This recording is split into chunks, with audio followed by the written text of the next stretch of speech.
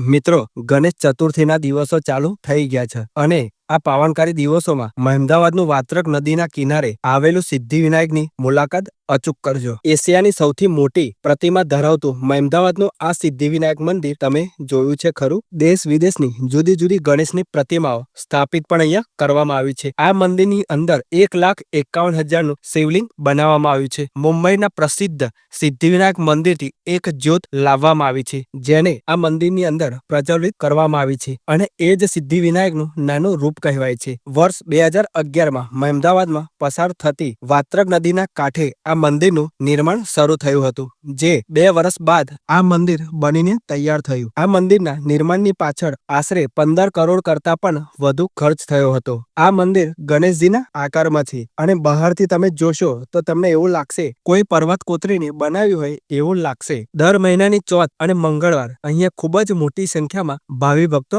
આવતા હોય છે. આ મંદિર 3 માળનું છે અને 3જા માળે ગણેશજી બિરાજમાન છે. લોકેશનની વાત કરીએ, અમદાવાદ મહેમદાવાદ રોડ ઉપર મહેમદાવાદની બાજુમાં આ મંદિર તમને સ્થિત જોવા મળશે. તો મિત્રો, તમે અત્યાર સુધી આ મંદિરની મુલાકાતે આવ્યા છો કે નથી આવ્યા, કમેન્ટ બોક્સની અંદર જણાવજો.